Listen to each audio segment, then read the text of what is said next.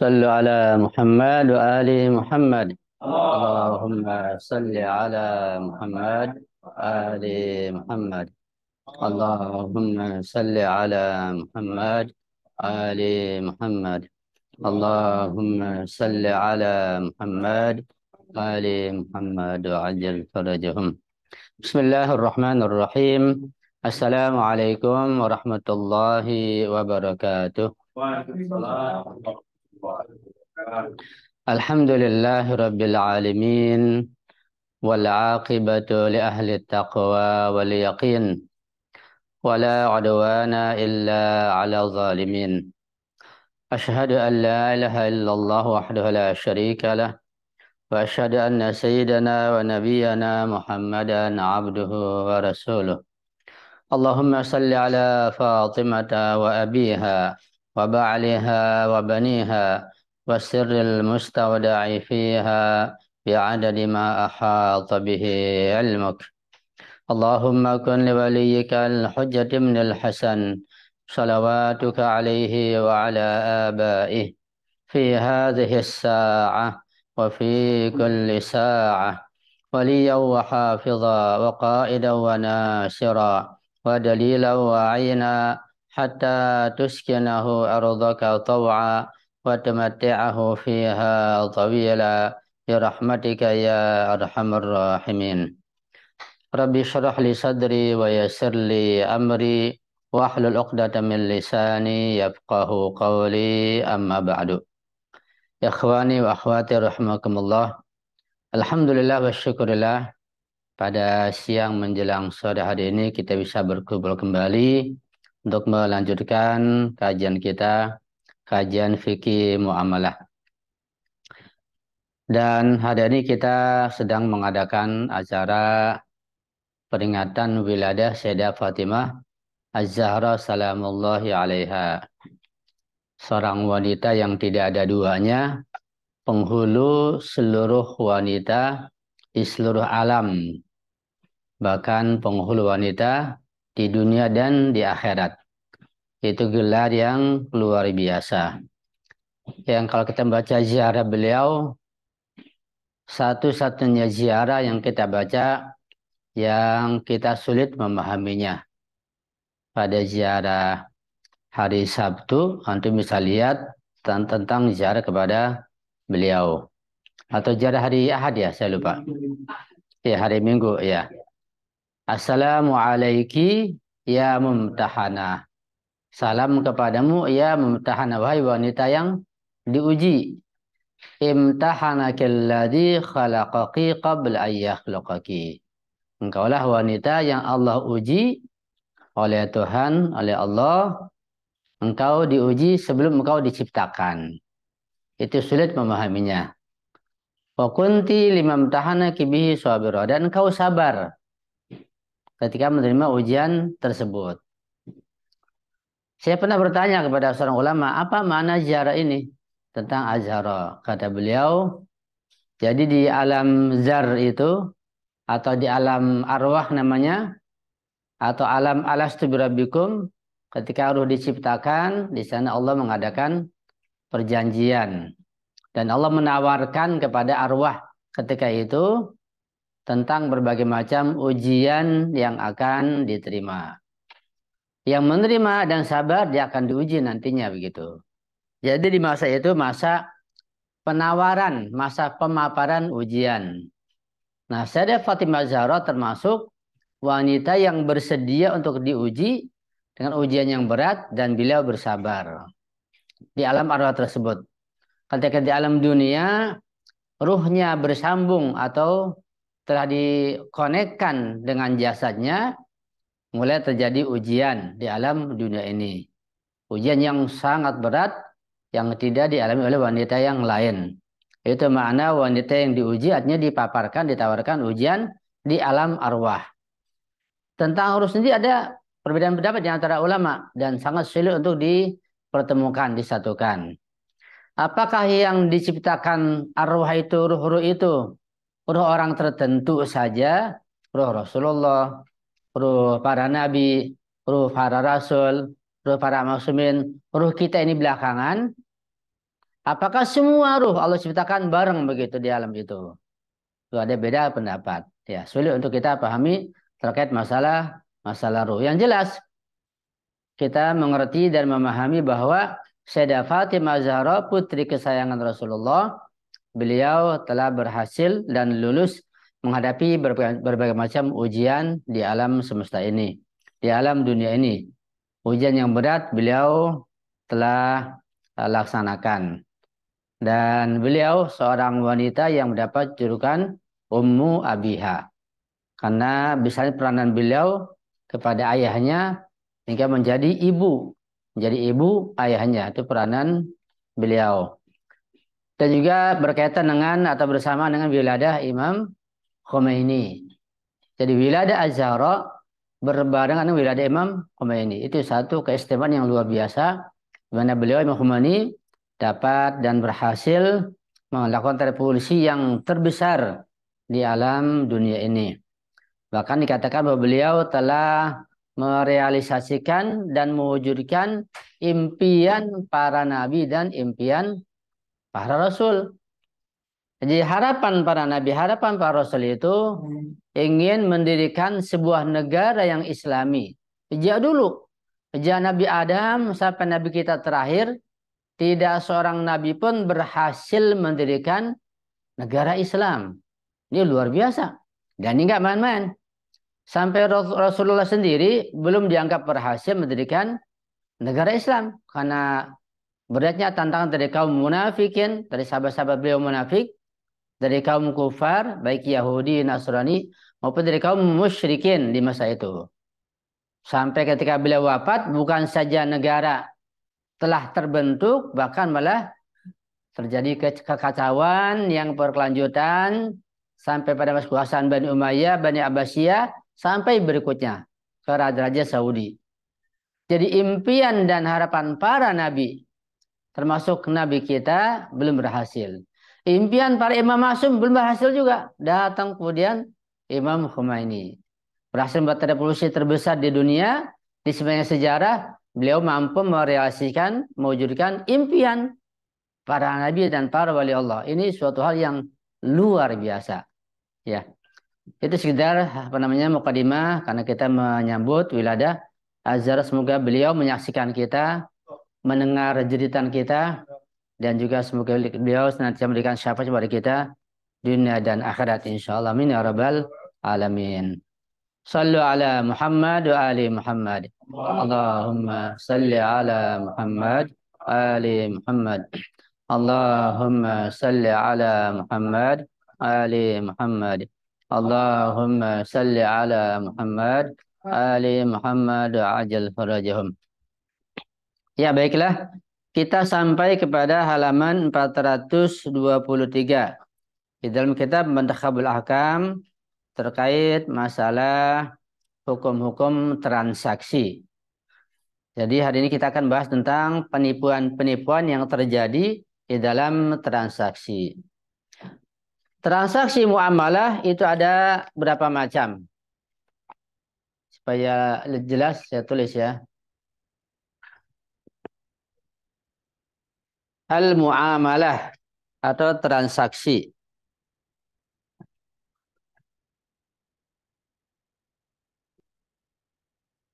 Ini ya.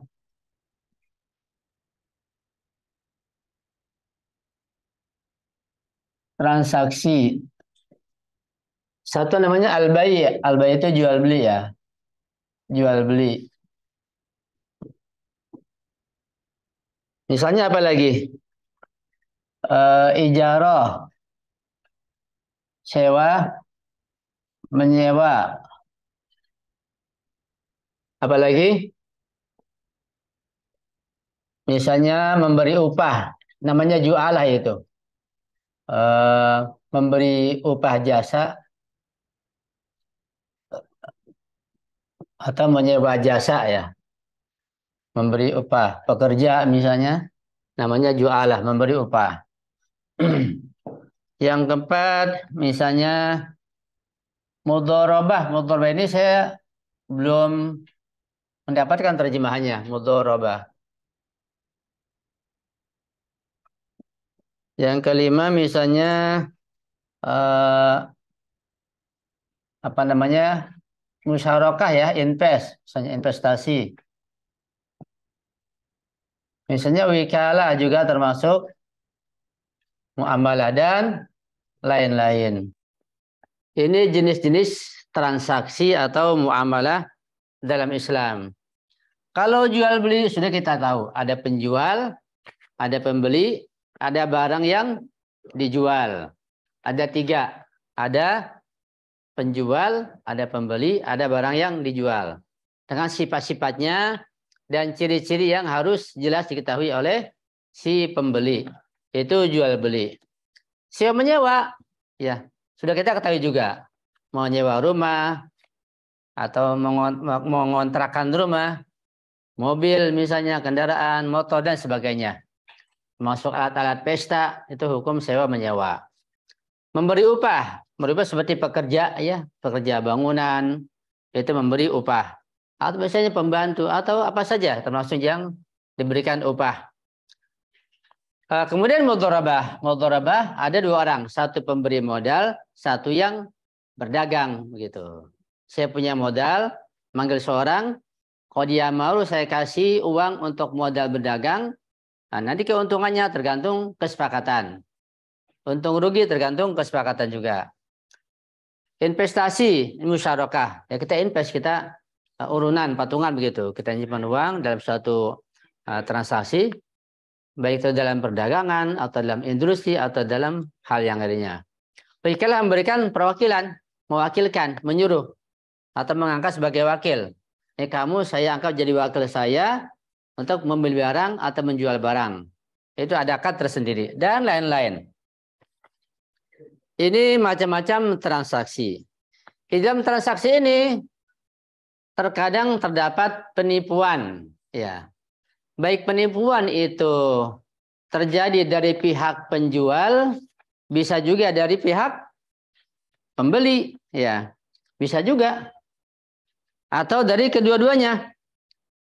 Penipuan. Jadi penipuan itu kalau kita kita bagi secara logika, pembagian kemungkinan penipuan itu dari penjual, dari pembeli, dari pemilik barang, dan dari penerima, itu ada tiga kemungkinan. Namanya inhisar akli, menurut pembagian secara akal. Ya. Kita tulis di sini. Penipuan.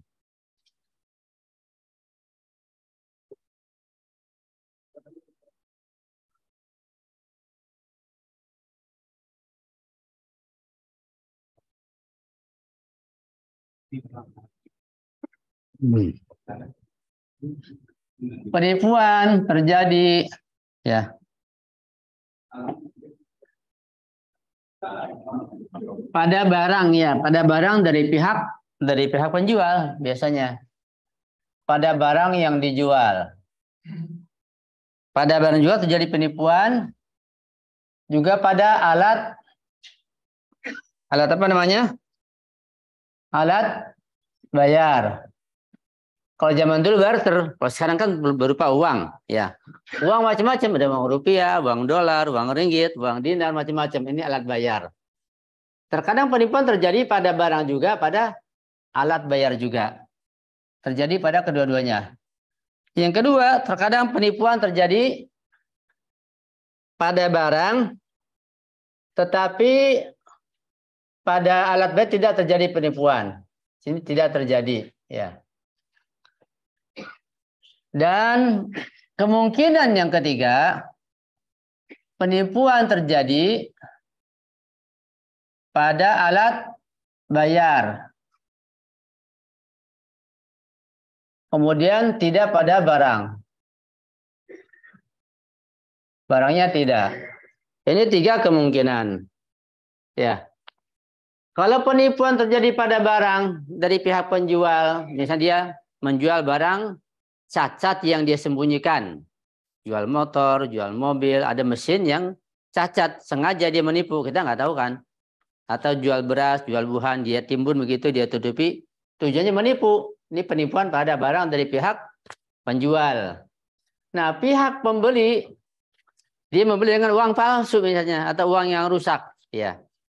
Ini terjadi penipuan dari kedua belah pihak, tapi ini jarang terjadi. Nah, kebanyakan penipuan itu terjadi dari pihak pembeli penjual saja, ya, tidak dari alat bayarnya. Ini yang paling banyak terjadi. Nomor 2 ini. Penipuan dari pihak penjual pada barang yang dia jual.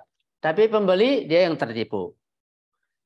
Kemungkinan ketiga, penipuan terjadi pada alat bayarnya, uangnya, uang dolar, uang rupiah, ya. Tapi pada barangnya utuh, sehat, tidak terjadi penipuan. Itu. Nah, ini paling banyak terjadi, yaitu pada barang, tidak pada alat bayar. 3 kemungkinan.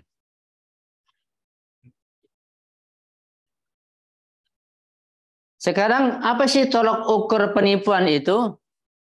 Vicky menjelaskan bahwa penipuan ada tolok ukurnya, ada barometernya. Siapa ya?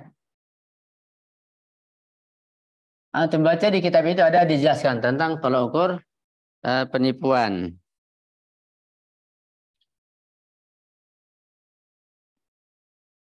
Tolok ukur penipuan. Ya, nanti kita baca saja. Bahwa tolok ukur penipuan itu pihak pemilik atau pihak penjual barang mengetahui adanya penipuan. Ini yang penting. Artinya dari pihak penjual, pihak pemilik barang, ada unsur kesengajaan bahwa dia ingin menipu. Barangnya dia kenal, dia tahu ada kerusakan, ada cacatnya. Ya, itu namanya belak atau tolok ukur terjadinya penipuan. Sementara penerima atau pembeli tidak mengetahui. Ya. Nah, sekarang bagaimana kalau misalnya terjadi dari kedua belah pihak? Karena itu kita bagi lagi, ada 4 bagian. Terkait masalah tolok ukur penipuan, kita bagi menjadi 4 bagian. Yang pertama, sini pemilik barang, penjual ya. Pemilik barang.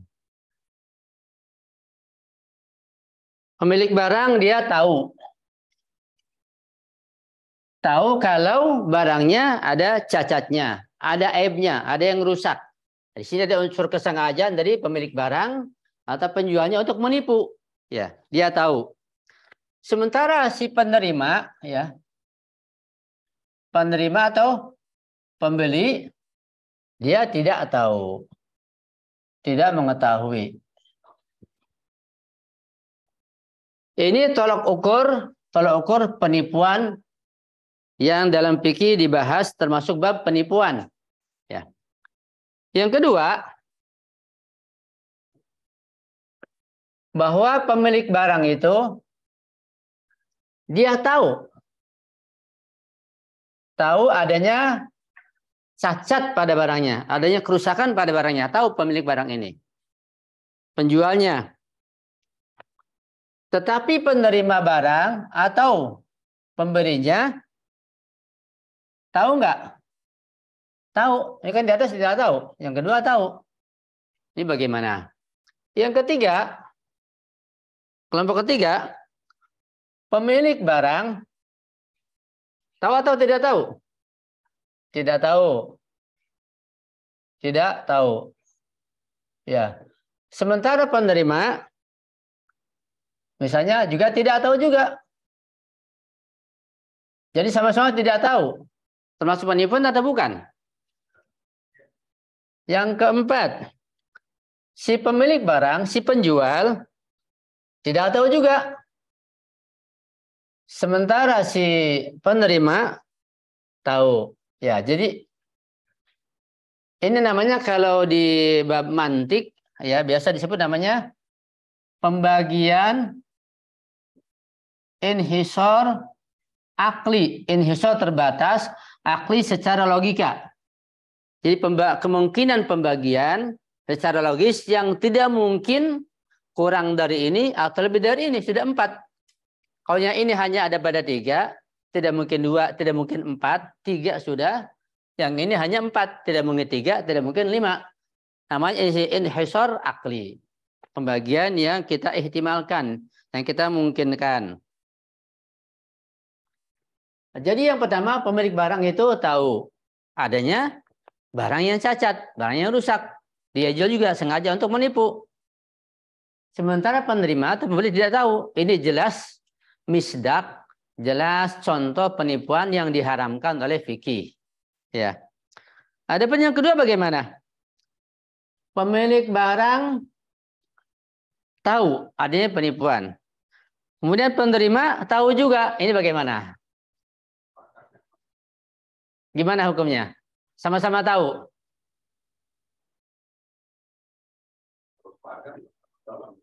Iya, jadi kalau hukum yang kedua ini, ketika penerima atau pembeli tahu, tergantung sikap dia. Dia mau batalkan, silakan. Mau jadikan juga sah jadinya, nggak ada masalah. Ya, atau dia mau kembalikan, kalau sudah beli, boleh juga. Begitu. Tergantung si pembelinya atau penerima barang tersebut. Sudah tahu dianya. Di sini dijelaskan, kalau dia misalnya memang suka dengan barang itu, katakanlah dia beli barang.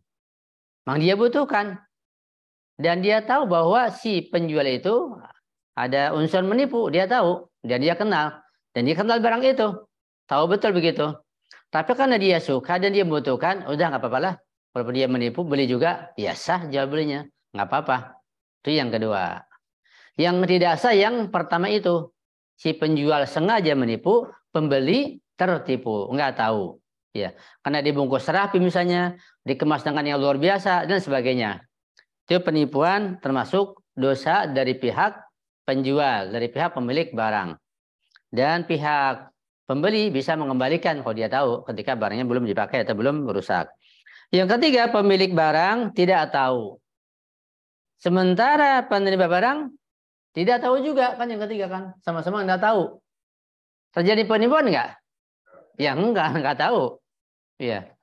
Karena pemilik barang atau penjual mungkin barangnya dibungkus atau dikemas atau memang dia juga beli dari orang lain, dia pun tertipu misalnya dengan tujuan untuk menjual lagi secara jujur, tapi dia nggak tahu kalau itu pun ada cacatnya. Ada orang yang beli barang itu nggak tahu juga, nggak terjadi penipuan. Ya. Nanti bagaimana ketika kemudian ketahuan ternyata barangnya palsu atau barangnya ada cacatnya? Itu musolahah, cari jalan damai. Nah, penjual mengatakan saya pun nggak tahu. Udah cari jalan damai gimana baiknya begitu, sama-sama tertipu. Begitu. Yang keempat, pemilik barang tidak tahu. Tapi penerima atau pembelinya tahu. Gimana ini? Termasuk penipuan nggak? Ya enggak. Karena ketika tahu si penerimanya, pembelinya, dia bisa bersikap. Bisa membatalkan, bisa nggak jadi beli. Ya, atau bisa dikembalikan. Jadi tolok ukur penipuan yang murni, yang jelas, yang nomor satu. Itu tolok ukur penipuan dalam jual beli atau dalam transaksi adalah ketika pemilik barangnya, penjualnya misalnya dia tahu dan sengaja untuk tujuan menipu orang lain, menipu pembelinya. Sementara pembeli tidak tahu dia menjadi korban. Pada masalah 1679 bisa antum melihat, ya. Nah, jika misalnya pembeli tahu terdapat penipuan dan dia tadi sudah selesai, dia teruskan juga muamalahnya. Sah tidak muamalahnya? Ya sah muamalahnya. Karena ketika pembeli tahu, dia bisa membatalkan. Kalau dia merasa suka, merasa senang, dengan terpaksa, dia jadikan juga, maka muamalahnya dianggap sah. Ya. Karena di sini ada unsur kerelaan, unsur keridhaan dari pihak pembeli, dari pihak penerima. Walaupun tentu saja si pihak penjual, pihak pemilik barang tetap berdosa. Jadi bukan berarti kalau si pembeli dia rela ditipu, dia terpaksa membeli karena suka, tahu ada penipuan. Bukan berarti si penipunya, penjualnya nggak berdosa. Enggak, tetap berdosa. Walaupun muamalahnya sah, karena si pembeli menerima, tetapi tetap si penipu, si penjual berdosa. Walaupun muamalahnya sah. Jadi secara taklifi hukumnya haram dan berdosa. Secara wad'i hukumnya sah. Begitu. Yang sudah saya jelaskan mengenai hukum taklifi dan hukum wad'i. Ya. Karena itu kerelaan pembeli itu ada dua hal, ada dua macam. Terkadang si pembeli atau penerima barang itu dia relanya dia tunjukkan dengan diam, ya, dengan sikap. Dia nggak bicara. Dia sudah mengerti, sudah tahu, kenal barang, ada penipuan, tapi hatinya dia ingin beli juga begitu karena keperluan. Itu kerelaan yang dia tunjukkan dengan sikapnya yang diam. Tidak dia ucapkan. Jualnya sah, walaupun si penjual dengan niat penipu terkena hukum haram, hukum taklifi. Nah, terkadang si pembeli kerelaannya itu dia tunjukkan dengan ucapan. Dia tahu, ya sudah saya beli barang nggak apa-apa, walaupun mungkin ada cacatnya, walaupun mungkin kurang bagus, dia tunjukkan, udah saya rela nggak apa-apa, ya dia rela nggak apa-apa. Si penjual tetap dengan tujuannya menipu tetap berdosa, cuma lebih ringan ketika diucapkan oleh si pembeli bahwa dia rela membeli barang tersebut, ya. Kemudian mengenai syarat penipuan, nanti bisa baca di situ, penipuan yang haram, ya. Itu ketika betul-betul tersembunyi, tidak diketahui oleh pihak pembeli atau penerima barang. Betul-betul disembunyikan, tersembunyi.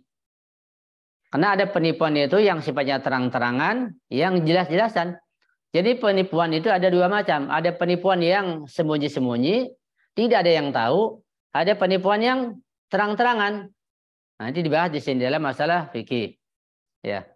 Nah, penipuan yang tersembunyi biasanya pada barang-barang yang pembeli nggak kenal, nggak tahu, kecuali ahlinya. Dia kenal betul beras yang dicampur dengan yang asli, kenal betul barang ini pakaian misalnya asli, ini bukan asli, bahannya segala macam. Itu orang tertentu yang kenal betul. Banyak orang nggak kenal, nggak tahu. Barangnya asli, nggak asli, dicampur, nggak dicampur, ya susu dicampur dengan air. Kan banyak orang nggak tahu. Tapi orang yang ahli tahu. Madu ini asli, bukan asli. Ya. Orang yang ngerti betul, dia akan tahu. Nah, penipuan yang tersembunyi itu, itulah penipuan yang diharamkan secara syar'i. Dan tidak sah tentunya muamalahnya. Tapi penipuan yang terang-terangan, ya, terkadang bagaimana terang-terang bisa menipu? Bisa saja. Bisa ada seorang dia jual beli barang, dia biasa menipu begitu. Tapi pada kondisi tertentu dia terangkan, ya misalnya, maaf ini barangnya ada cacatnya begitu.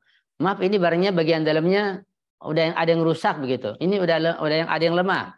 Ini usianya sudah sekian tahun, begitu. Tadinya dia menipu, kemudian dia jelaskan terang-terangan. Ya. Nah, kalau pihak penjualnya dia mengerti, dia akan menentukan sikapnya. Udah saya beli. Oh, nggak jadi saya beli begitu. Ya. Itu hukumnya sah jual belinya ketika itu. Nah, jadi penipuan pada barang itu terkadang penipuan itu dari perbuatan si pemilik barang. Dia sengaja menipu untuk memperoleh keuntungan misalnya, ya. Terkadang penipuan terjadi pada barangnya.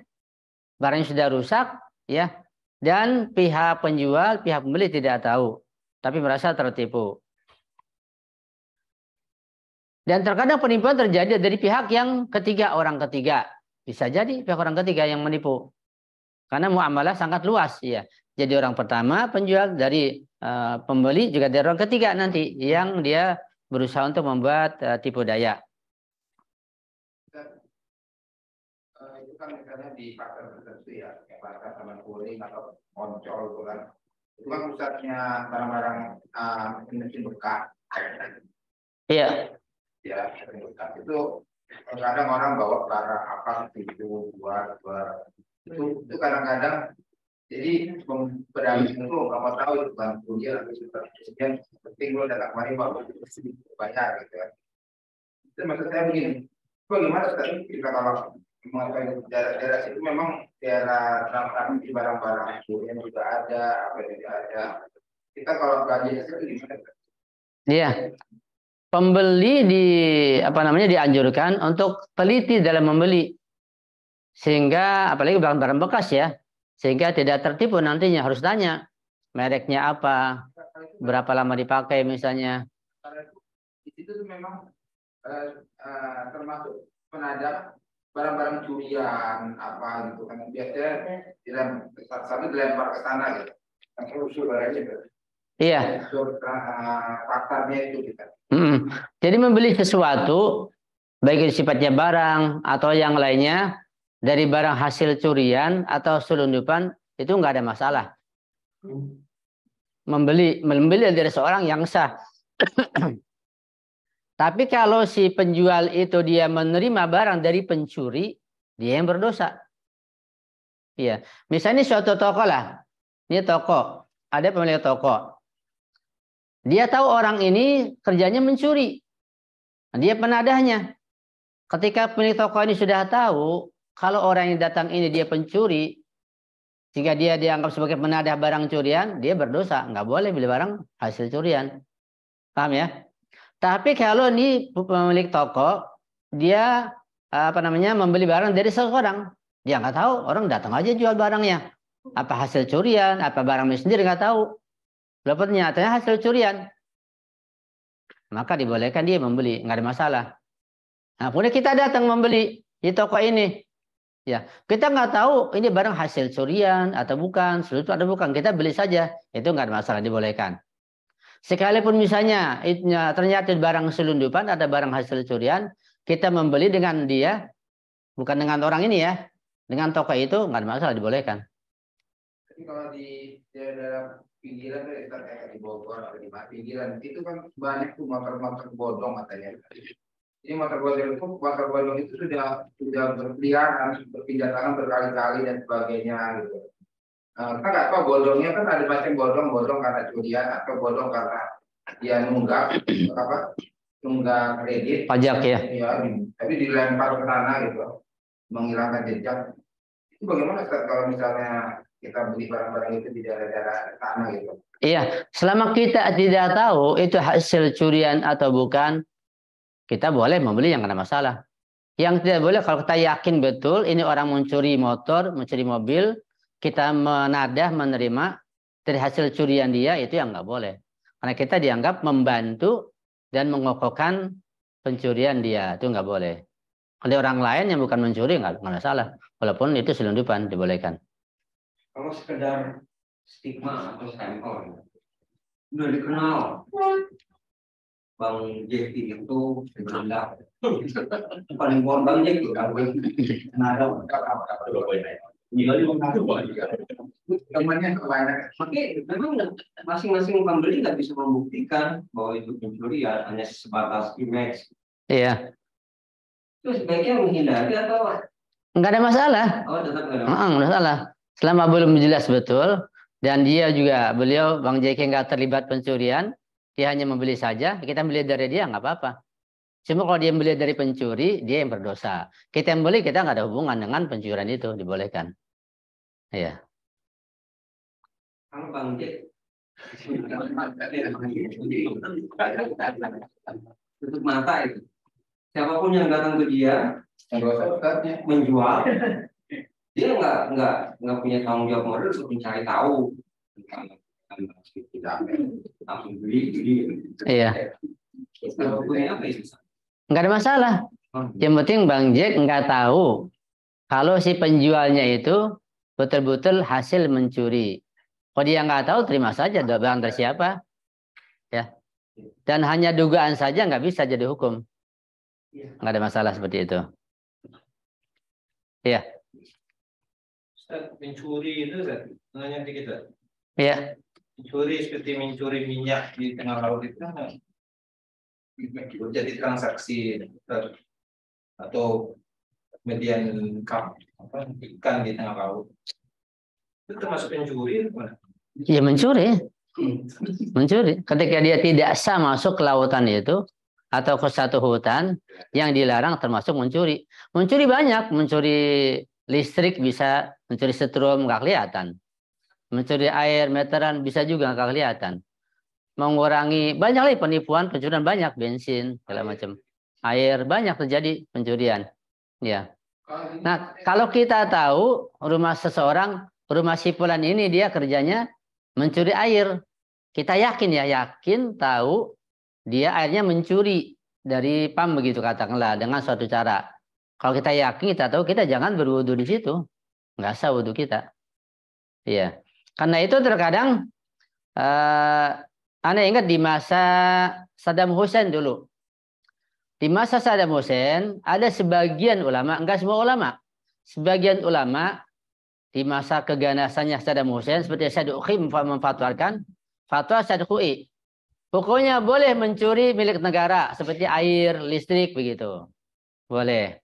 Itu banyak yang mencuri air dari PAM. Mereka dengan suatu cara entah bagaimana kita wallahu alam ya airnya jadi nggak bayar begitu. Dan ketika fatwa ulama seperti itu dengan pemimpin yang diktator yang sangat kejam ya nggak ada masalah.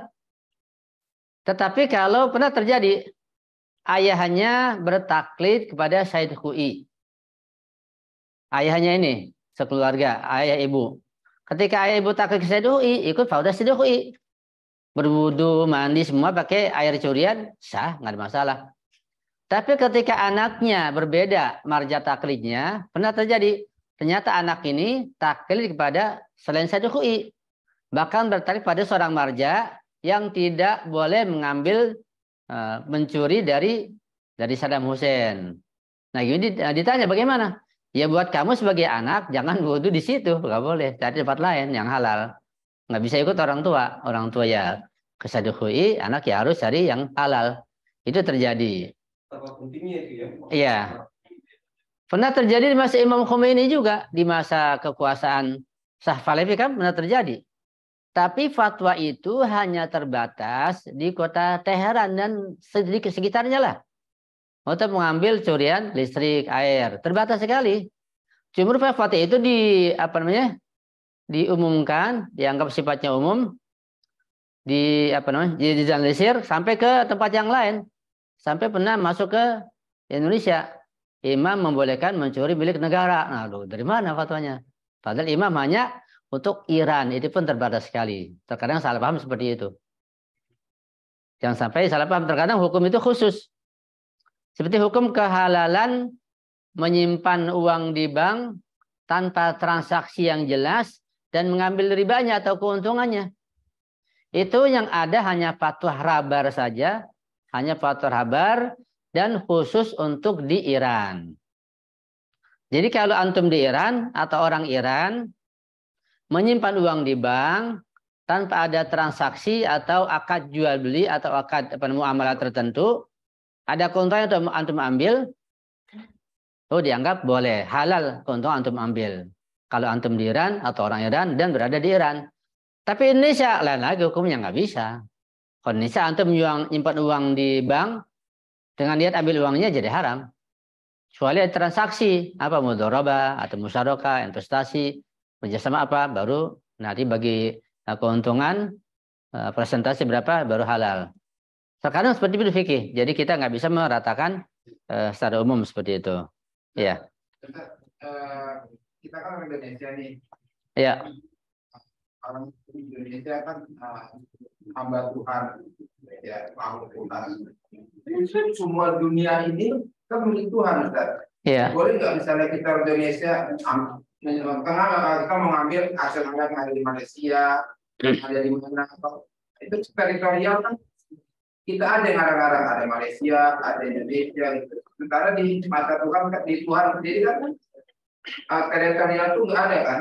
Itu gimana hukumnya? Iya, ada hukum-hukum i'tibari yang dianggap, yang diakui dengan kesepakatan. Itu harus dihormati. Kalau enggak, ya jadi kacauan. Nanti barang antum diambil orang juga gimana?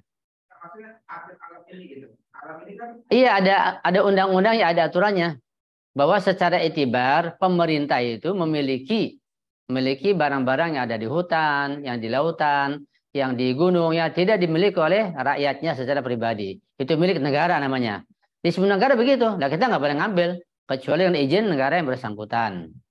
Itu ada hukum i'tibari, ya. Yang harus diakui dan dihormati. Ada kesepakatan.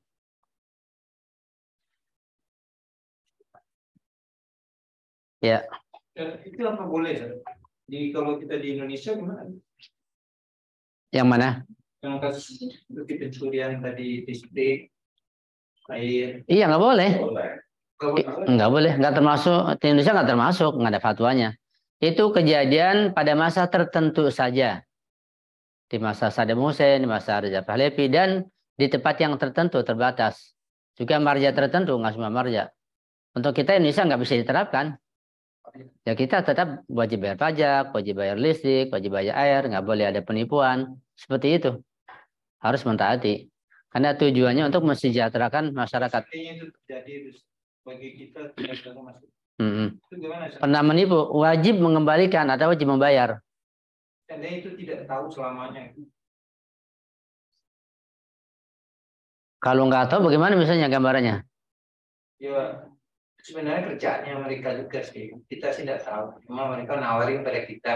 Contoh, PLN misalnya istrinya Pak, Bapak mau hemat ya? Ya, nggak tahu caranya. Ya boleh, tapi Bapak saya bayar dulu. Bapak bayar dulu ke saya sekian awal.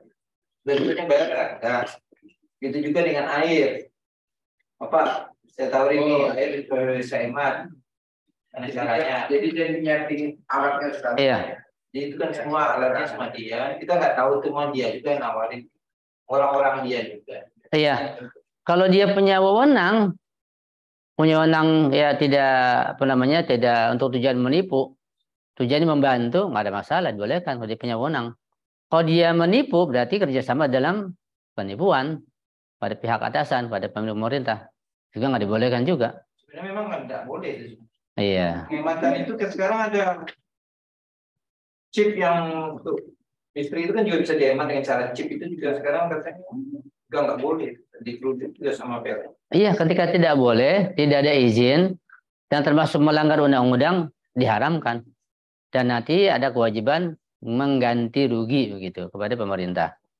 Ya, kalau tidak ya minta dihalalkan kepada pihak yang bersangkutan, kepada pimpinan PL-nya misalnya, atau siapalah, minta dihalalkan. Kewajiban mengganti ketika itu, mengganti rugi, ya, ketika telah terjadi.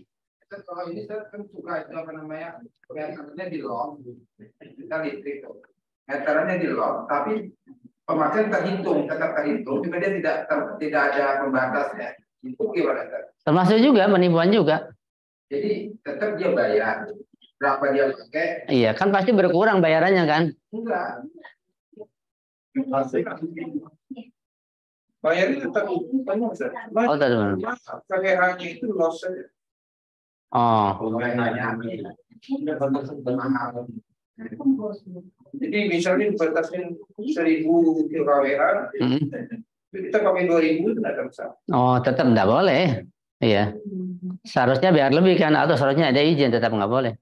Tetap diharamkan hukumnya. Maksudnya tetap kita bayar sebanyak pulsa yang diberikan. Iya, melakukan hal itu ketika tidak dibolehkan kecuali dengan izin, hukumnya haram, tetap dosa secara taklifi. Iya, nanti semua orang begitu jadinya. Terus semua orang begitu, nanti dari pusatnya akan berkurang, pembagian listrik akan terjadi kekacauan. Kan ada jatahnya masing-masing diatur. Ini ada lagi satu kasus, tidak umum ini saya bicara ke saya. Kasusnya itu gini, ini kan sekarang ada meteran digital itu, itu diisi sekian juta, itu dia berhenti, Token itu? Token itu. Berhenti dia, Kita mau makin berapa aja nggak ada masalah. Ya kalau pemerintah mengizinkan resmi, ya boleh. Tapi kan perkawiannya lain, Ustaz. Yang 2.000 watt sama yang 4.000 watt perkawiannya lain bayarnya. Yang 2.000 lebih murah, yang 4.000 lebih mahal. Ini kasusnya, babnya itu atau itunya loss gitu, tidak kontrol error. Jadi tolok ukurnya perbuatan apapun, kerjaan apapun, ketika melanggar undang-undang maka diharamkan. Hukumnya berdosa. Ketika melanggar aturan dan undang-undang, itu aja ukurannya. Ketika dia dianggap melanggar undang-undang, ya nggak apa-apa. Nah, ketika yang melanggar undang-undang, apalagi kalau sudah tertulis, maka tidak dibolehkan. Tetap diharamkan secara taklifi. Itu aja tolak ukurnya. Ya. Ini Ustaz, maksudnya gini, saya pernah itu istri nggak habis-habis tuh dosanya. Tahu-tahu rupanya sama tukang PLN. Maksudnya gini, alat itu gini, alat meteran itu dengan kelemahannya rusak lah gitu. Sehingga tanpa ada pulsa, nggak ada pulsa dia hidup gitu. Yang kita udah lihat begitu kan, kebetulan nih gratis gitu. Itu bukan salah antum, salah dia. Ketika antum tahu, ya, ketika di awal salah dia, antum nggak bermasalah, nggak ganti. Tapi setelah tahu itu ada kerusakan, antum lapor. Iya. Diem aja setelah tahu nggak boleh. Nanti termasuk ya terbawa kepada unsur penipuan. Ya lanjut ya. Penipuan dalam masalah transaksi. Ya. Misalnya contoh-contoh penipuan. Ini catat. Penipuan misalnya terjadi pada percampuran barang. Zaman dulu misalnya susu dicampur air. Ini kan banyak terjadi. Pembeli tidak tahu, kecuali yang ahli betul. Penipuan dalam masalah obat, ya kan? Apalagi obatnya dalam kapsul, kita nggak tahu kan. Obat betul apa? Tepung dimasukin, dibilang obat, kan bisa terjadi. Rasa hati-hati juga. Misalnya pada emas dicampur subasa, dibilang emas asli sekian karat. Bisa terjadi penipuan. Pada tukang bangunan misalnya pekerja, kan dia bisa menipu juga. Jadi dipesan memasang besi ukuran sekian dikurangi. Ukuran semennya sekian dikurangi begitu. Sampai misalnya masalah aspal misalnya terjadi penipuan sehingga cepat rusak. Penipuan macam-macam. Beras dicampur dengan beras yang mahal dengan yang murah. Yang mirip begitu bentuknya, warnanya. Penipuan juga. Dalam masalah mobil, motor, ya mesinnya kita nggak tahu, dia sengaja. Misalnya yang bagus diambil diganti dengan yang lama begitu. Ada penipuan juga. Dalam di kayu misalnya kita kan nggak tahu lemari. Ketika dicat, dibilang ini kayu jati semuanya asli, kecuali bagian belakang triplek. Padahal kayu jati hanya sedikit saja. Penipuan juga. Itu penipuan-penipuan yang banyak terjadi di berbagai tempat. Di macam-macam barang terjadi penipuan. Ya. Nah, terkadang yang menipu itu seorang muslim. Ini paling banyak barangkali. Penipunya seorang muslim, penjualnya seorang muslim. Terkadang yang menipu itu orang non-muslim. Terkadang juga yang menipu orang kafir harbi, ya macam-macam. Nah, sekarang tentang yang ditipu. Ya, katakanlah penipunya orang muslim gitu. Ketika penipunya muslim, yang ditipu juga muslim, hukumnya haram si penipu ini. Sudah jelas. Yang kedua, ketika yang menipu orang muslim, yang ditipu orang kafir, bagaimana hukumnya? Gimana hukumnya?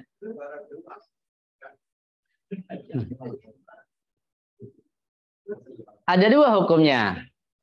Kafirnya kafir apa dulu? Kalau kafirnya kafir jimmi, kafir biasa, haram. Kalau kafir harbi, tidak haram. Jadi patok kondisi perang. Misal ketika terjadi peperangan lah, ya antara dengan Amerika begitu. Sekarang di Palestina dengan Zionis misalnya kan, atau di Lebanon atau di mana terjadi peperangan dengan orang kafir, orang Zionis. Ya, si penjual Muslim ini menipu orang kafir harbi yang memerangi, itu dibolehkan. Bahkan ketika untuk melemahkan mereka menjadi keharusan. Jadi khud'ah itu atau berlaku makar, menipu dengan cara apapun kepada orang yang memerangi kita, orang kafir harbi namanya, pada kondisi tertentu bukan saja dibolehkan, diharuskan. Kenapa? Untuk melemahkan mereka. Ya. Tapi perlu ilmu juga, kalau enggak nanti ya repot juga malah. Ya, perlu ilmu. Karena penipuan sekarang sudah canggih dengan komputer, dengan macam-macam teknologi, kita juga nggak paham. Penipuan di bank misalnya, luar biasa, kita nggak paham. Ya. Dan kita tinggal di mana dulu, kita lihat ada kafir harbi atau tidak. Sekarang kita Indonesia nggak bisa sembarangan melakukan hal itu. Kawan-kawan kita di Salak Tono kan itu tuh para penjahit dari negeri seberang ya. Jadi dia bilang kan fatwa kalau ambil barang-barang itu dianggap ghanimah gitu. Kan jadi haram ya. Kalau ustadznya bilang begitu, pemimpin tertingginya pada kelompok itu tapi ya. Anda belum jelas pertanyaannya. Ada sekarang itu dulu tapi kan dari kelompok itu kelompok yang dulu ya NII lah. NII itu kan punya fatwa kalau ngambil barang itu milik negara Indonesia dan masyarakatnya itu dianggap ghanimah kata ininya kan tertingginya. Iya. Jadi bagi mereka nggak bisa. Tetap.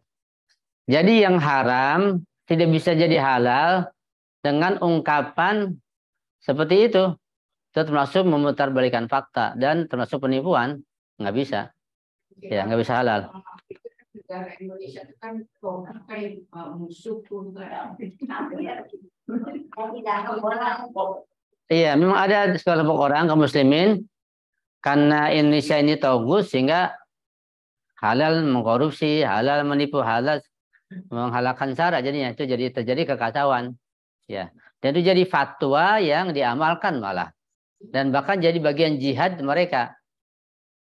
Nah, jadi akibatnya mencuri uang rakyat dari situ. Dan sangat berbahaya, bisa menghancurkan negara. Ya, itu sangat berbahaya.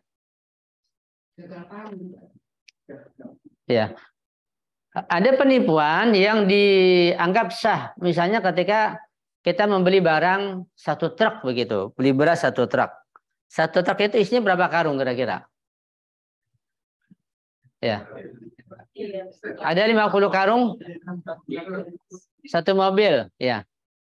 Nah, kalau kita membeli beras misalnya ukuran 1 truk atau 1 mobil, belinya begitu, bukan beli per karung satu-satu. Nah, tetapi si penjual itu dia menipunya 1-2 karung saja, nggak semuanya. Jadi yang dia palsukan atau yang ada penipuan hanya pada 1-2 karung saja, nggak semuanya begitu. Itu bai'ul kulli namanya. Itu bagaimana hukumnya? Nah, beda dengan kalau kita beli 1 karung, beli 1 karung beras, ada penipuan di situ, nggak sah. Kalau beli semuanya, beli banyak, cuma yang ada penipuan 1-2. Beli buah misalnya banyak sekali. Tapi ada penipuannya hanya berapa kilo saja. Nah, itu hukum jualnya sah. Sah, tetapi si pihak pembeli kalau dia tahu, dia boleh mengembalikan.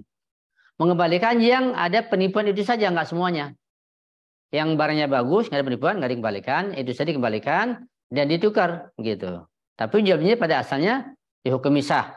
Ya, itu kalau beli barang namanya secara global, secara kulli begitu, bukan sedikit-sedikit. Ya. Kalau gini kita tipu nih. Tipu ya, kita pedagang tipu. Tapi kita untuk mata, kita mau jual ke orang lagi, artinya kita tambah bilang, artinya ketipu beruntun lah gitu. Misalnya contoh, Anda 1 karung kata sama manis, ternyata asam gitu kan. Ya kita jual, saya dapat info dari sana manis gitu kan. Ada yang beli 1 kilo 2 kilo. Dirasanya asam, dikembali katanya manis, masih untung cuma 1 kilo. Saya karung, bagaimana Ustaz? Iya. Jadi seseorang yang tertipu, seseorang baik dia penjual, pedagang, orang biasa, siapa saja ketika dia tertipu, kemudian dia paham dia tertipu, dia nggak boleh menipu orang yang setelahnya atau dia jual.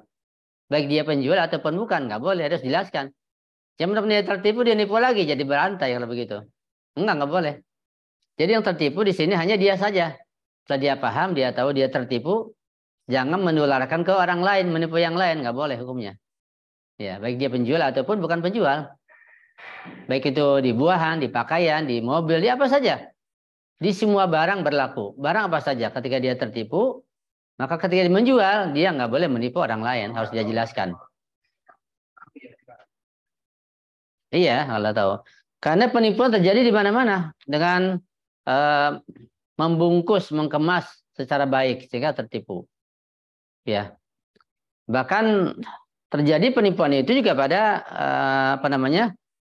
pada hal-hal barang-barang yang mahal. Pernah Anda dengar cerita penipuan yang luar biasa pada orang kaya?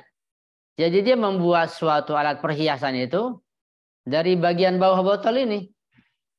Dia kemas begitu bagusnya, indahnya. Dia bilang ini jenis barang yang berharga, apa namanya begitulah. Nah, jamrut misalnya. Dan pembeli, iya apa ngerti. Kalau itu dianggapnya barang berharga. Dia nggak paham kalau itu bagian kaca dari botol. Dibeli mahal. Itu pernah terjadi dan pernah dengar. Saking pintarnya orang yang biasa menipu seperti itu. Jadi penipuan di barang-barang antik sangat banyak sekali terjadi. Ya. Bahkan sekarang penipuan pada banyak terjadi juga. Wanita aja banyak palsu sekarang. Iya.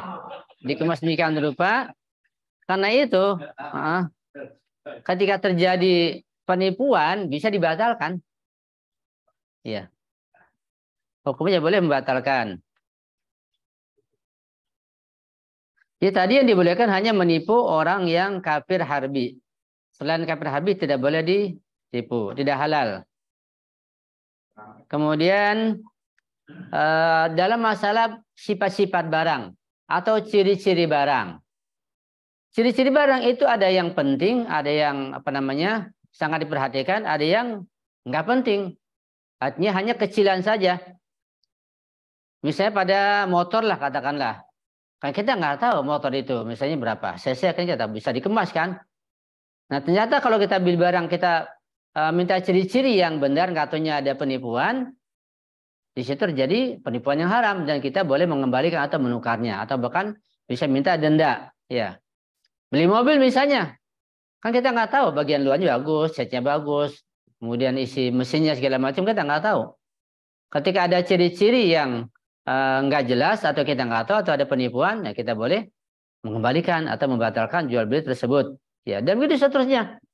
Dalam hal apapun, ketika ciri-cirinya yang kita pesan nggak sesuai, ada penipuan, nah bisa dikembalikan. Nah, bermasalah kalau kita nggak bisa mengembalikan, kayak beli barang lewat online ya. Dijelaskan ciri-cirinya begini, warnanya, bentuknya, barangnya semua kita berminat. Nah, kita beli lewat online, ya sampai kepada kita nggak sesuai dengan ciri-ciri ini. Dipakai sebenarnya sudah rusak. Nah, ini jadi bermasalah. Penipuan terjadi seperti itu juga. Ya. Kemudian, ya, penipuan pada barang yang penipuan yang nampak, penipuan yang sangat jelas dengan ciri-ciri yang tidak penting. Terkadang ada penipuan, barangnya jelas ada gitu. Ada unsur penipuan, tapi unsur penipuan di situ nggak penting sama sekali. Artinya nggak dianggap. Artinya misalnya pada cacatnya sedikit misalnya, atau pada kemasannya, atau pada apalah begitu yang nggak penting. Itu pembelian dianggap sah. Ya. Kalau penipuannya atau cacatnya hanya sedikit saja dan bukan bagian yang penting begitu. Nggak direkan begitu.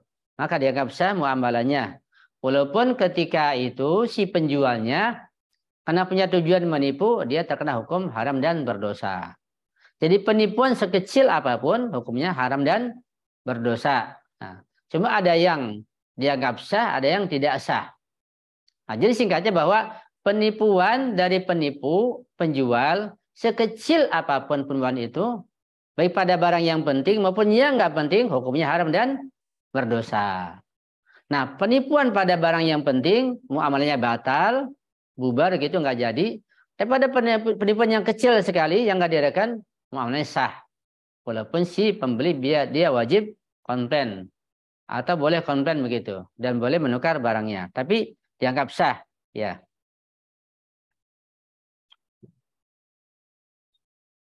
Kemudian terjadi di sini kita baca tentang barang-barang yang berpasangan. Kayak sendal kan satu pasang. Kita nggak bisa beli sendal. Mentang-mentang kita punya kaki sebelah, beli sendal sebelah, bisa nggak? Nggak bisa. Harus dua-duanya. Sepatu misalnya, ya dua-duanya sepasang. Nggak bisa kita beli sepatu sebelah. Apalagi anting-anting, ya. Misalnya orang punya telinga satu, dia punya anting satu saja. Apakah bisa begitu? Biasanya nggak bisa, harus sepasang. Ya. Kita punya motor misalnya, bisa nggak kita beli kaca spion sebelah saja? Biasanya nggak bisa begitu. sarung tangan misalnya, kaos kaki, nggak bisa beli sebelah saja. Nah, pada barang-barang yang berpasangan itu, ketika si penjual menipu pada sebelah barang saja, dianggap menipu semuanya. Karena satu pasang harus beli. Dan nggak sah jual belinya. Termasuk juga berdosa. Ya, si pembelinya wajib mengembalikan dan menukar atau minta ganti rugi. Ya. Berikutnya pada halaman berikutnya tentang penipuan sudah selesai. Propaganda dalam transaksi itu pada halaman 428. Bisa antum baca. Propaganda. Apa itu propaganda? Bahasa Indonesianya? Promosi, pengiklanan ya. Ya. Nah, propaganda itu terkadang terjadi dari pihak penjual. Jadi pemilik barang, penjual dia propaganda. Barang saya ini bagus, ini luar biasa, ini asli, ini original. Kan biasa kan? Nah, kalau dia tujuannya menipu dengan sengaja, dia berdosa dan nggak sah muamalahnya. Dari pihak penjual, propagandanya, dia iklannya. Terkadang barang itu diiklankan oleh orang lain. Seperti di televisi kan? Barangnya di mana, yang iklan orang sendiri dengan lagu-lagu lah, joget-joget gitu. Ketika itu berlebihan sehingga ada unsur penipuan dan orang awam tertarik untuk beli barang itu, ternyata tertipu karena propaganda luar biasa. Kalau obat kan langsung sembuh kan di iklan itu kan. Luar biasa. Barang-barang menarik sekali. Ketika ada unsur penipuan, itu berdosa. Kerja sebagai pengiklan itu, propagandis, berdosa. Dan yang pemilik barang menggunakan iklan tersebut juga nggak boleh. Termasuk diharamkan juga. Berdosa juga. Ya. Jadi pengiklan itu harus juga jujur, nggak boleh berlebihan. Masih obat bisa langsung sembuh 1 detik, 2 detik begitu. Mujarabnya. Macam-macam lah tentang vitamin, tentang ini itu macam-macam. Ya, iklannya luar biasa.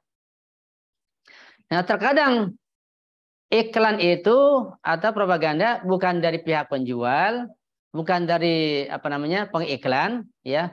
Terkadang dari pembeli yang lain. Karena toko ini punya barang bagus, dia tuh jujur, murah. Nah, orang ini beli, dia propaganda pada yang lain, nggak disuruh nggak dibilang apa. Karena dia ini senang dengan barangnya di toko ini, dia bilang ke orang lain. Barang atau dokter misalnya ketika dia bagus mengobatinya. Nah, ketika udah sembuh dia akan iklan pada yang lain. Jadi propaganda namanya. Itu nggak apa-apa. Kalau dia ini jujur betul-betul menyampaikan apa yang dia alami, nggak berdosa dan bahkan bagus untuk menolong orang lain. Tapi kalau pembeli ini juga dusta, dia bohong sengaja untuk mengiklankan barang ini untuk tujuan menipu, dia berdosa. Ya. Kalau tidak menipu itu ya bisa dianggap bagus lah. Kemudian terkait masalah propaganda dari pembeli. Pembeli itu terkadang betul-betul dia memang membeli. Dia membeli barang di toko ini, dia anggap bagus, dia sampai ke orang lain. Dia pembeli asli begitu. Nah, terkadang pembeli ini rekayasa. Bisa kan? Tukang obat misalnya, tukang apalah. Dia berkerumun begitu, orang tertarik, teman-temannya dianggap sebagai pembeli itu. Pembeli tertarik, harganya langsung. Nah, sebagian orang tertarik, Masya Allah, dia beli langsung itu. Dia tertarik. Nah, terkena tipuan pembeli dusta ini, semuanya terkena dosa. Itu bisa terjadi dalam masalah jual beli. Jadi pedagang bekerja sama dengan teman-temannya, dia jadikan seakan-akan sebagai pembeli. Harganya nggak nawar lagi misalnya, atau bagaimana begitu. Atau dia menyatakan, oh ini saya beli lagi, saya udah beli bagus. Macam-macam lah. Itu kepandaian si pedagang dengan orang-orangnya yang sudah kerjasama. Si orang yang datang kan tertarik. Dibeli saja begitu, tertarik, nggak tahu tertipu. Nah, ini semua termasuk dosa dan muamalah haram. Kita harus hati-hati dengan penipuan semacam itu. Iya. Jualan online, diajarin sama teman. Iya. Orang lihat murah dan banyak yang beli. Sehingga ketika kita awal jualan online, nggak ada yang beli, nggak akan mungkin naik rating kita. Jadi turun. Beli aja dulu barang sendiri, berupa akun lain, berapa misalnya naik. Jadi dilihat orang, kalau nggak akan dibawa dari ribuan iPhone penjual. Nah, itu termasuk penipuan juga Ustaz, karena memang harus begitu soalnya produk kita akan dibawa. Umumnya kata teman saya ini atau orang seller, Strategi Mereka semua begitu melakukan strategi supaya produk yang nanti ketika awal kita buka handphone ke website akan muncul. Kalau enggak, jauh. Iya. Bisa. Itu yang Anda pahami, ketika tidak merugikan orang lain, nggak ada masalah, sekedar untuk menaikkan rating aja. Nah, cuma pembelinya jangan kita juga. Gimana kita yang menjual, kita yang membeli? Nggak bisa. Anda punya kacamata, Anda beli ya, beli dari mana? Dari Anda? Enggak, bukan jual beli namanya, itu permainan. Itu nggak sah. Harus ada orang lain yang membeli. Adik antum, tetangga, saudara, teman, begitu. Iya, jadi nggak apa-apa. Antum bilang ke teman-teman di sini nih, di kelas, Anda punya barang, antum beli yang murah harganya. Untuk menaikkan rating antum, itu nggak apa-apa, boleh. Dan nggak ada unsur penipuan di situ untuk menaikkan rating saja. Cuma yang beli orang lain, bukan antum sendiri. Nggak mungkin antum menjual, antum beli juga. Iya. Iya, nggak bisa. Sebab antum yang menjual, antum yang membeli. Kalau orang lain bisa. Maksudnya gini, barangnya jujur, barangnya bagus, semua bagus. Cuma ini namanya strategi naik itu strategi iklan. Iya. Dia beli, dia jual, dia beli. Tapi dia nggak dari sisi barang, dari sisi harga, semuanya dia jual. Cuma dia sudah naik rating doang. Iya. Iya, nggak ada masalah. Ketika tidak ada unsur penipuan, dan itu sudah bukan rahasia pribadi, udah rahasia umum itu mah. Semua orang tahu, nggak ada penipuannya, nggak ada masalah. Sekedar untuk menaikkan rating saja, supaya nanti banyak pembeli. Tapi yang membeli jangan antum sendiri. Nggak mungkin antum penjual, antum membeli juga. Bisa istri antum, atau adik, atau siapa gitu, antum suruh untuk membeli.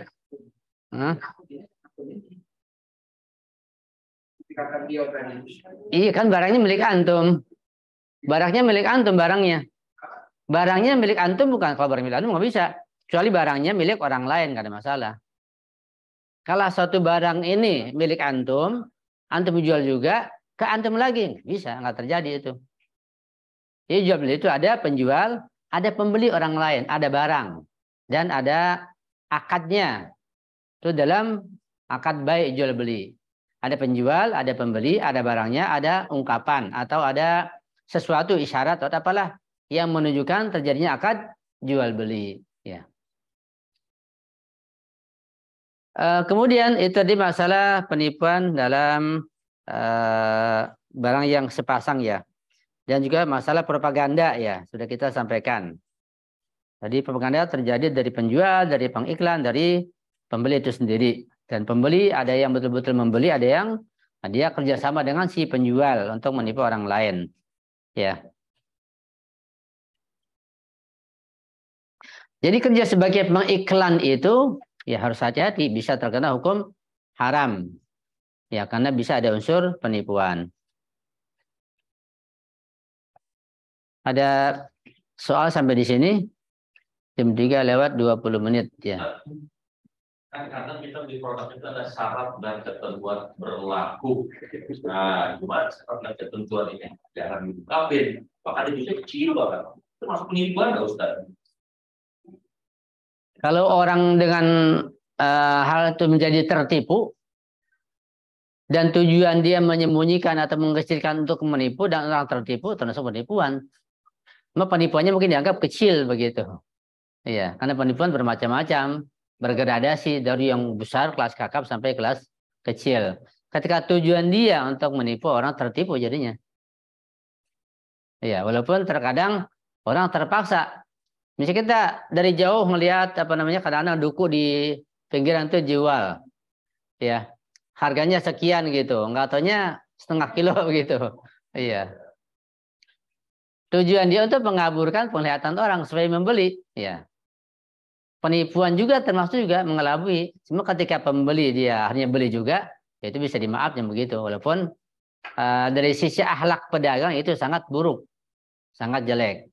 Karena akhlak dalam berdagang yang baik harus jujur apa adanya disampaikan. Itu yang berkah insya Allah. Timbangannya, kemudian jenis barangnya harus dijelaskan. Berkah lahir batin. Berkah nanti si pembeli itu paham, jelas, ini jujur, dia akan beli lagi, akan datang lagi. Juga untuk ukhrawinya punya nilai pahala di akhirat dengan kejujuran itu.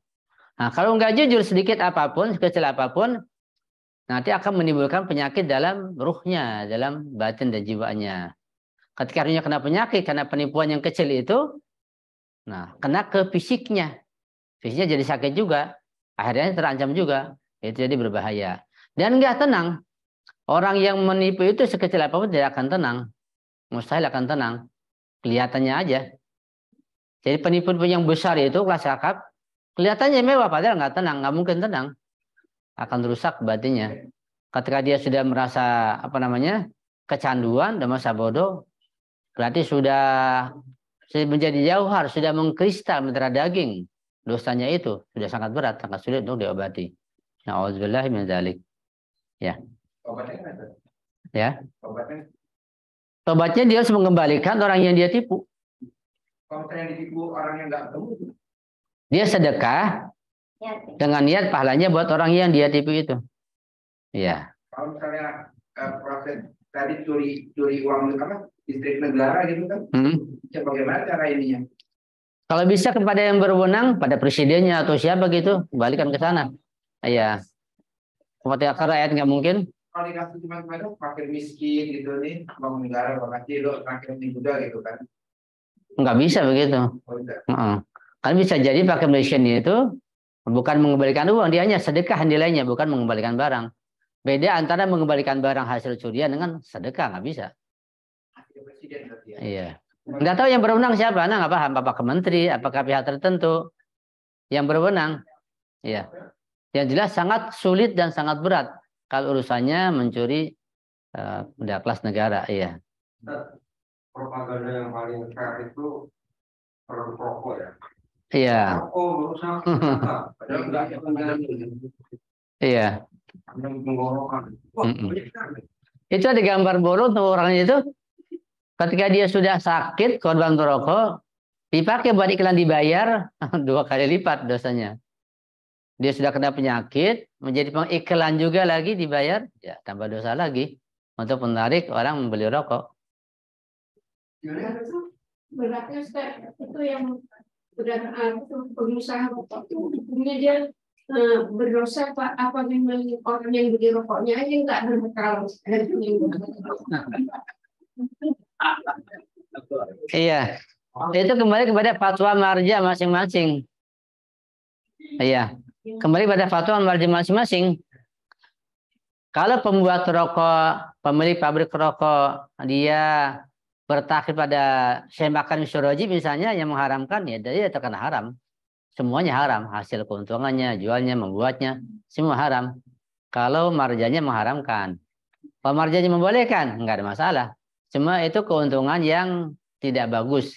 Karena uang itu, uang hasil kerja, itu nilai kehalalannya bermacam-macam.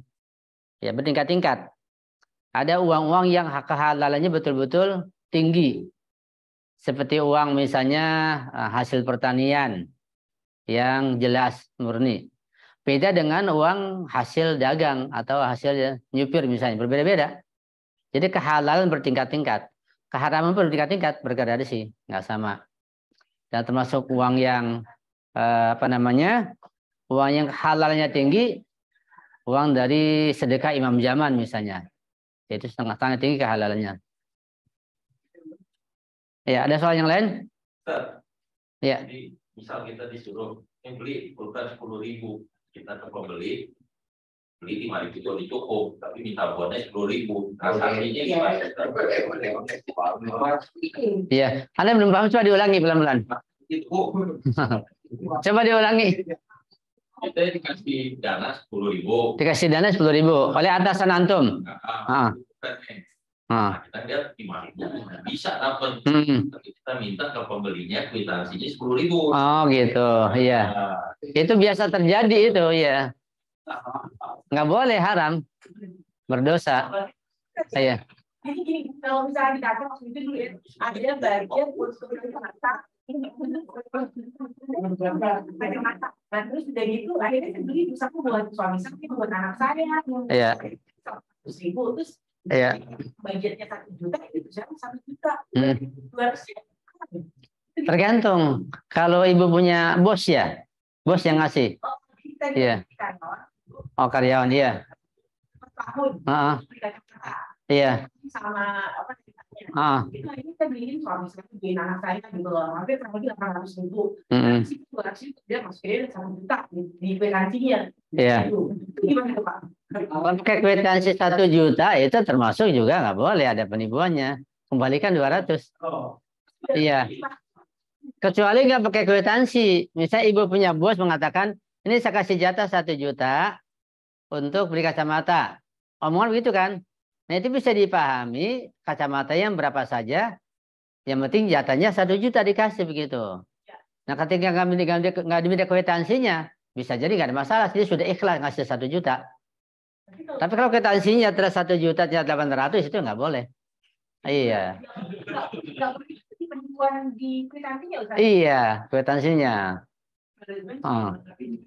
Kalau nggak pakai kwitansi bisa dipahami, sudah ikhlas sudah ngasih 1 juta. Ada kwitansi malah nggak boleh.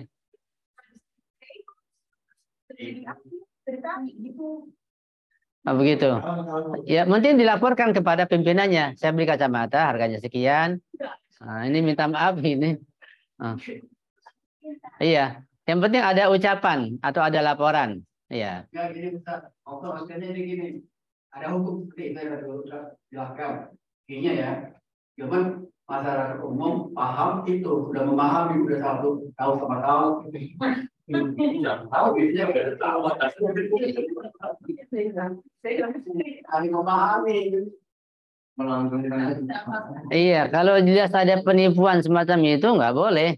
Kecuali dipahami dengan jelas ada keikhlasan, kerelaan dari pihak pemberi. Ya. Kalaupun misalnya dengan isyarat atau dengan sindiran, kita menyampaikannya, kemudian ada dipahami, dia sudah rela. Ikhlas, nggak apa-apa, boleh. Iya. Misalnya gini, gimana nih Pak kalau ada kelebihannya? Oh nggak apa-apa, ya sudah. Nggak ada masalah. Udah jelas kalau begitu. Kenapa? Saya budget kantor. Budget dari Iya. Misalnya seperti kita kan beli barang di toko, misalnya di mall, harganya misalnya 100.000. Terus kita nyari yang murah dengan harga yang sama di grosir, dapat 50.000. Terus kita pakai yang 100.000 itu gimana? Ada kualitasnya. Kalau itu perintah dari atasan, atasan yang menyuruh sebagai wakil untuk membeli harus dijelaskan kepada atasan. Bahwa barang ini saya beli harganya sekian dari sini. Iya. Ya kembalikan tergantung nanti. Udah ambil saja nggak apa-apa. Iya. Kalau kita sendiri nggak ada masalah, kita sendiri mah.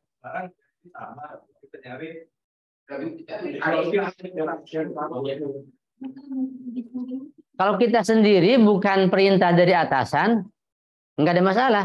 Cuma nanti ketika kita menjual pada orang lain harus dijelaskan. Ketika kualitasnya berbeda, begitu. Kalau kita sendiri nggak apa-apa, boleh. Kan kita bisa bebas beli barang, buat toko ini, toko itu, kita akan pilih yang murah, nggak ada masalah. Cuma kalau ada perintah sebagai wakil, jadi siapapun yang diperintahkan, baik orang tua atau bos atau direktur, siapa saja kalau memerintahkan dan dijelaskan ciri-ciri dan harganya harus jujur sesuai dengan permintaan atau dengan suruhan itu, nggak boleh. Maksudnya gini, sering terjadi misalnya kan ada press list dalam suatu barang yang mungkin lihat di internet atau dapat brosur harga 1 juta gitu kan.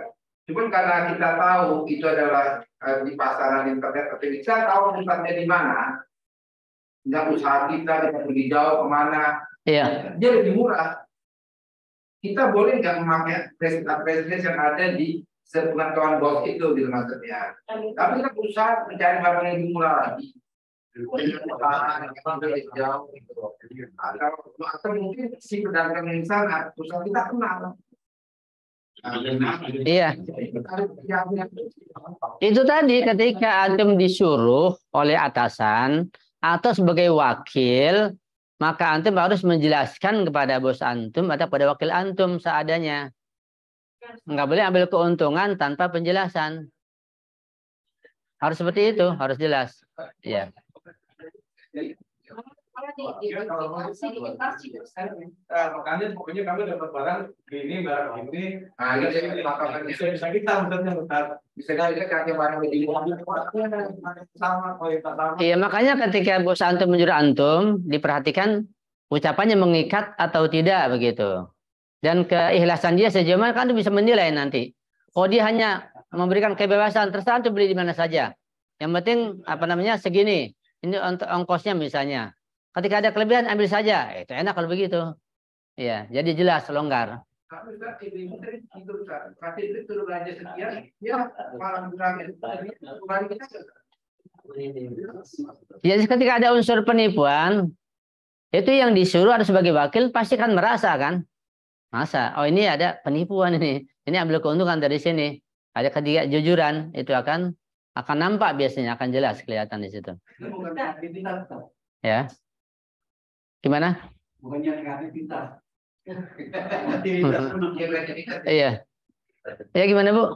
Jadi kan kalau pagi bilang kan kalau istri kayak gitu, padahal mungkin sebenarnya pada saat istri mau minta lagi, kan suaminya nggak ada, mendingan uangnya dulu aja, dikeep dulu gitu, supaya kan pada saat kita butuh lagi nggak usah minta lagi, karena pada saat kita ternyata nggak ada uangnya kan. Jadi banyak seperti itu Pak. Tapi itu loh Ustaz.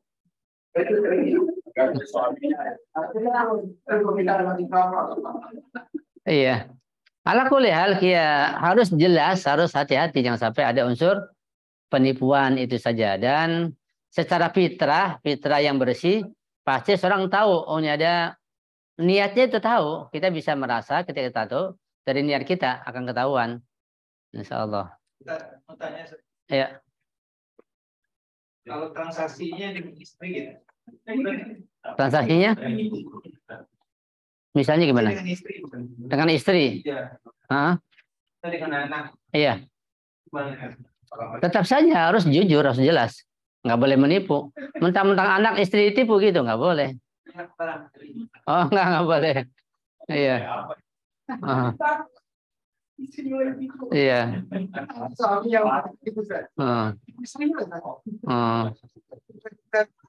Oh, begitu. Iya. 1 juta misalnya, istrinya cuma 200.000, penipu biasa. Iya.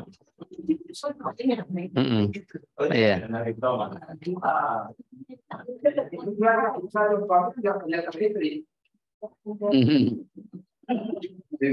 Iya.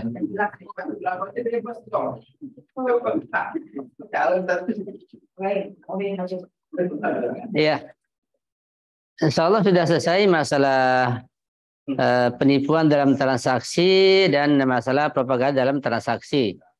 Nanti kita masuk pada bab baru tentang masalah hukum lagu ya, hukum lagu dan musik. Insya Allah di Jumat yang mendatang kita masuk pada masalah baru hukum lagu dan musik. Insya Allah. Amin ya rabbal alamin. Sekian saja dari saya. Sampai di sini dulu. Mudah-mudahan kita ada waktu yang lain. Allah panjangkan usia kita, berikan kesempatan kita jumpa lagi di Jumat mendatang dengan muamalah yang baru insya Allah. Kita baca doa bersama-sama, mudah-mudahan Allah berikan keberkahan pelajaran kita ini dan kita bisa mengamalkan dengan sebaik-baiknya insya Allah. Bismillahirrahmanirrahim.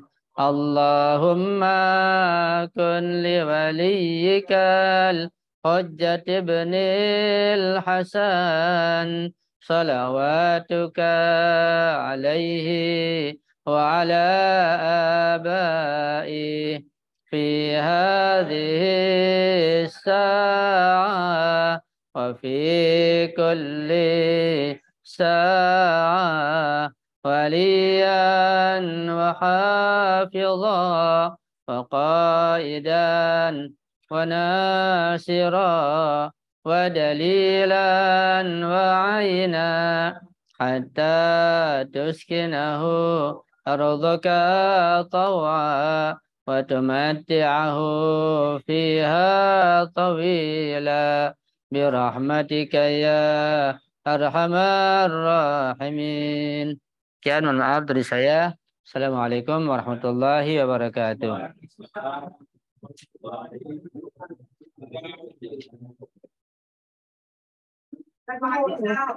Ya, Bu.